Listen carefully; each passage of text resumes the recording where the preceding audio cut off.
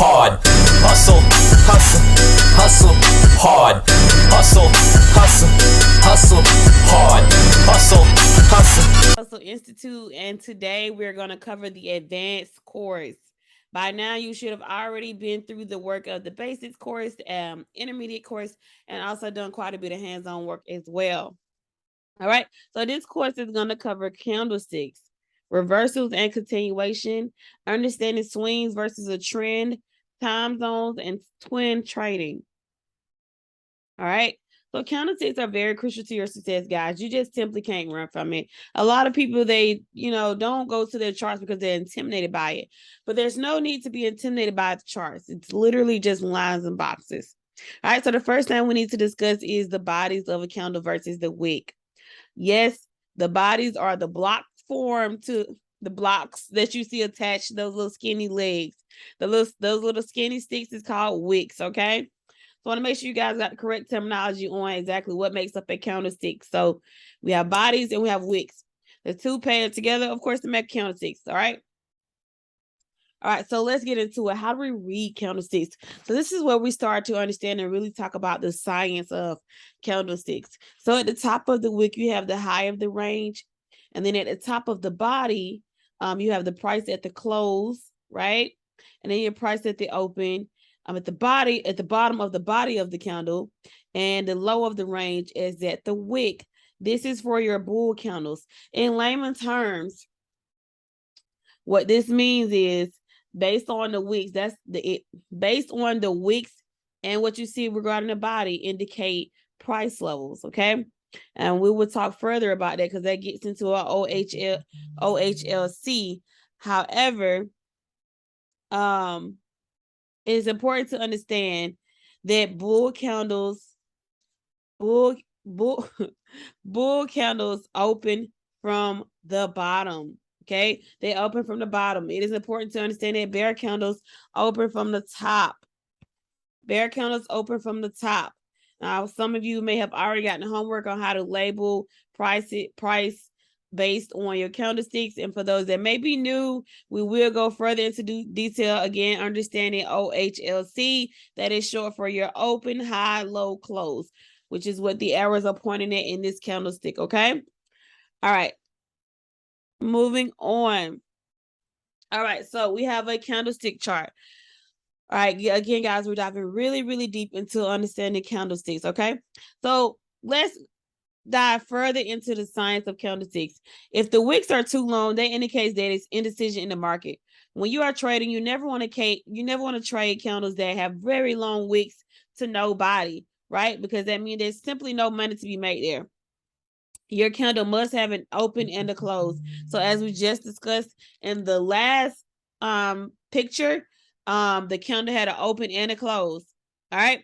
When a new candle starts, no matter what time frame, you can use your cross or your cross. So your cross is on Trading View, right? So if you guys are on Trading View and you click the cross at the very top, you can hover over each candle and see the open, high, low, close of each candle. And that's simply a good tactic for you guys to use when understanding how to compare price. All right.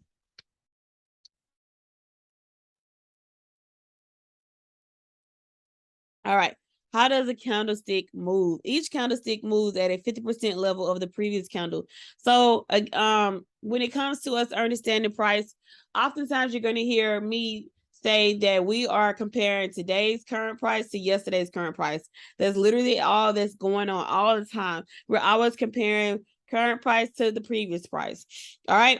So each candle moves at a 50% level of the previous candle. So as you can see in the picture, the current price candle has moved above 50% level to the previous candle, which was a bullish candle.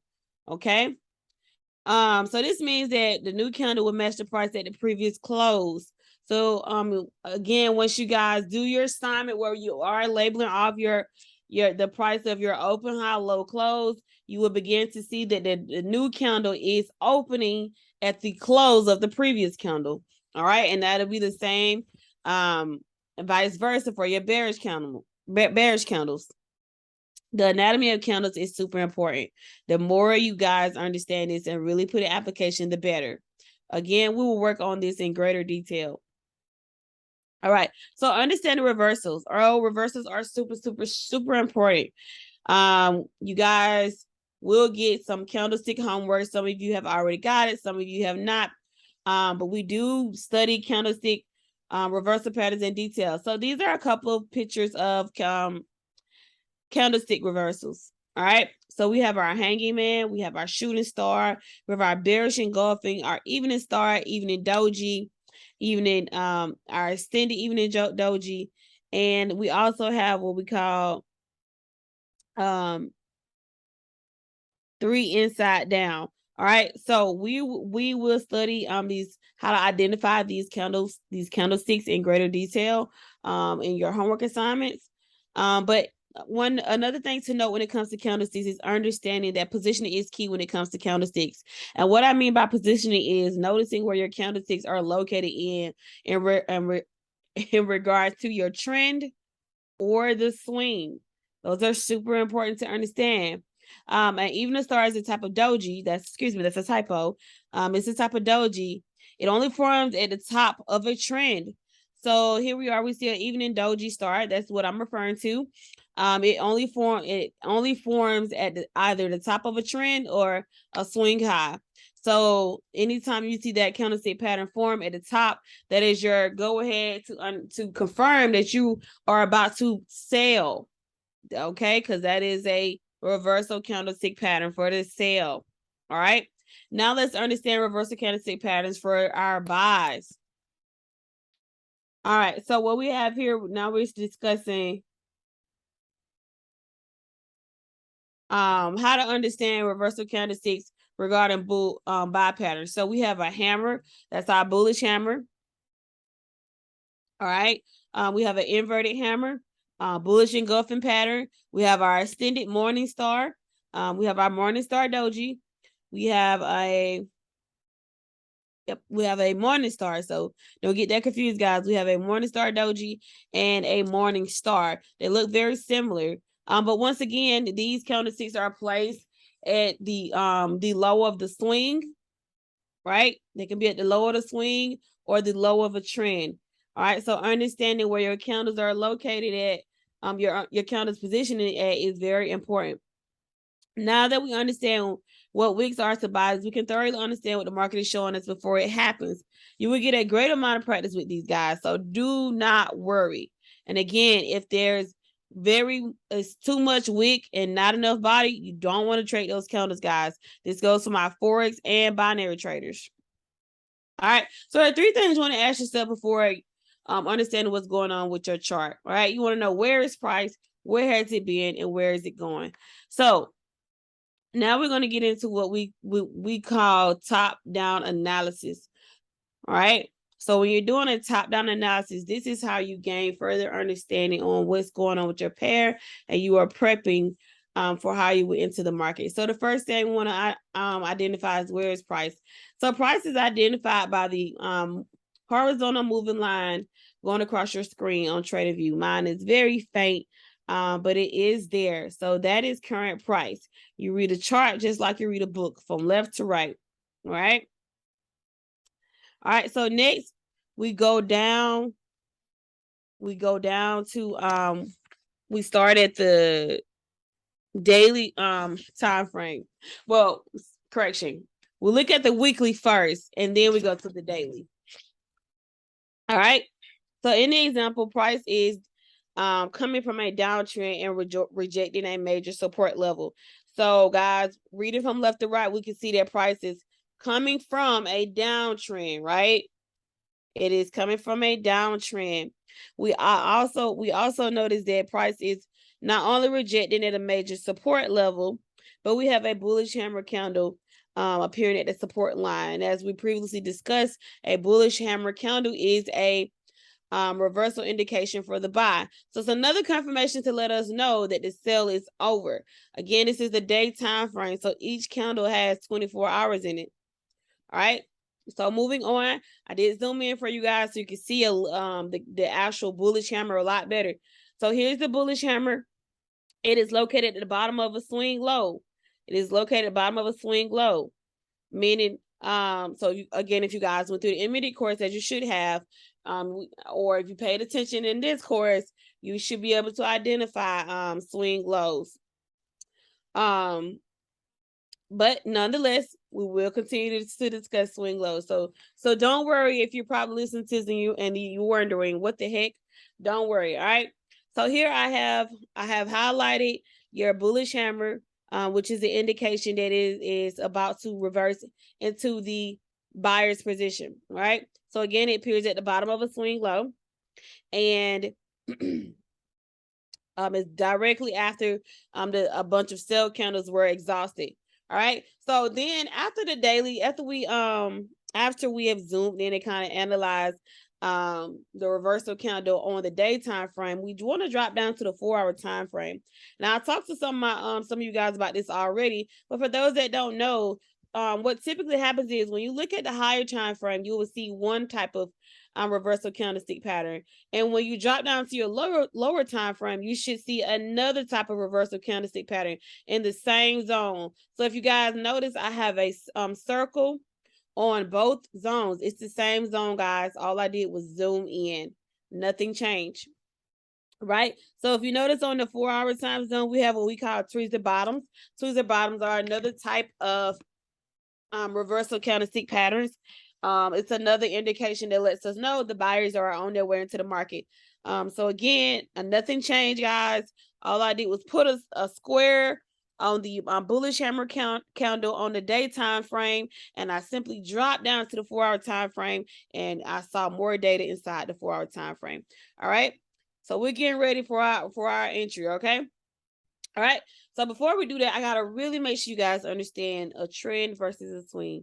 All right. So again, a trend is more so the overall direction, right? And inside that overall direction, we have swing highs, right? Or we have swing lows. Okay. All right. So here's a picture of what it actually looks like in application. This is the same pair we were just looking at, guys. So I've circled the swing high. And if you notice, there are multiple swing lows, right? And that you guys remember that in order for it to be a valid bearish market, it has to make lower lows, lower highs, all right? So this confirms what we had already noticed on the weekly and the daily time frame, that this pair was in a downtrend, okay? Right, so I just want you guys to be able to understand and identify your swing highs, okay?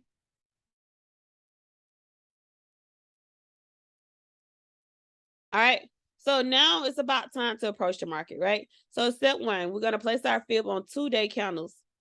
All right, again, we're getting ready to enter the market. We're going to place our fib on 2-day candles. I know when you're placing your fib, you want to do it from swing high to swing low. And which literally just means from one wick to another. So as you guys see, I have my red zone on my fib attached to the high, the wick on the previous candle, and the bottom red zone attached to the low of the current candle. All right, the current candle is the candle that has the green arrow pointed at it. All right, so now when we get to the 4-hour time frame, we're looking at how price is moving in relation to our fib. Okay, that's very important. You have to be able to identify where price is moving in relation to your fib, because each fib level means something. We will cover fib levels in a different part of the course. You guys will become masters at fibs, okay? All right, so going into our example, if the candles are below the trend line, right? The diagonal line that you guys see, the pair is still selling. So in this case, the pair wasn't quite ready yet, right? You do not want to enter the market prematurely, because it would do what we call a retest. You have to make sure, you definitely want to make sure you're seeing the momentum, which means, so some key things for you to look out for when it's time for you to buy, guys. You want to see that the candles are actually above your trend line. That's very important before we take the entry for the buy. All right. All right, so now we're going even further down into the 1 hour time frame because we really got to see what's going on with this pair, right? All right, so right in this pair, price is still below the trend line. All right, so we just wait, right? We don't want to rush the market. This is a swing low, and reversal candlesticks typically pop up here. If you look at the left, the last time price was in this current spot, where it created a tweezer bottom, right? It broke above the trend line. So price will always repeat itself, guys. So what I'm explaining in this example, that right now, when the way price looks in this example, it is simply retesting the same position it tested the last time, right? So the last time price is in this, it hit this red line when it had tweezer bottoms, it pushed up. So we know that that's going to happen again. That's where we want to be ready in position to catch the momentum, right? So here's our daily time frame, just to give you guys more images on what it looked like as I was switching through the time frame. Once again, you will look at your higher time frame and you'll see that the candle may be demonstrating one type of reversal candlestick pattern, and then as you drop down to the smaller time frame, you're going to see it's indicating another type of reversal candlestick pattern, which is a good thing because as long as it's indicating reversals, we're good. So in the 4 hour time frame, we see that the candle is rejecting the zone. How do we know the candle is rejecting the zone? Well, we see that the wick is pretty large. It's also what they call a bearish hammer, right? And then on the 4 hour time frame, we see price actually moving up. So the reason why you see the wick forming on the 4 hour time frame is because it's actually pushing up. So that's how that candle will look on the higher time frame versus the smaller time frame. All right. So price had begun to pull back. Again, you want to be patient. You want to be patient and make sure you are in the right position to get into this trade. So at this point, we can see that price has risen a lot more than the last time we looked at it, and it's creating a new high. So once it creates that new high, because we can already see if you guys are looking at the candlesticks in this picture, the bullish candles are higher than one another. So that's very important to indicate when confirming if it is time for you to get in for the buy or the sell. All right, so when we trade, we always want to take the beta entry. A beta entry is when you use a small lot size. Use a small lot size to make sure the water isn't too hot, right? I want to use that analogy. You know how you stick your feet in the water just to make sure it's not too hot. That's the same thing we're going to do here. So you use a baited lot size, a 0.01 to a 0.03, and you will create a TP using the next fib zone. By now, you guys have done tons of work under tons of homework on knowing how to get what you want out the market. So this will come as a no-brainer for you guys to create your own TP based on your fib levels. For those that are new, that's okay. I want you guys to understand we will continue to work at knowing how to get what you want out the market. And when I say the phrase knowing how to get what you want out the market, that just simply means knowing how to mark up your chart and label your TP, your entry, and your stop loss. All right. All right. So there are some times where you may need to twin trade. So for my people that do like to use small baited lot sizes, when we talk about pops, which we will go further into detail on pops in another video, you may have to twin trade. Twin trade is when you place multiple trades on one pair. It's when you place multiple trades on one pair. But a lot of people, the way we teach you guys to practice twin trading is we're using the pops method. So pops is profit off pullbacks, right? Again, we're going to talk a little further about that more in detail in another video. All right, here's some key terms for you to know. I want you guys just make notes of the course, write down things, write down questions you may have, and stay tuned. Remember, trading Forex encourages discipline. on the block. She's not so enough. You know that bitch bad. Watch her blow a hole back. She gets away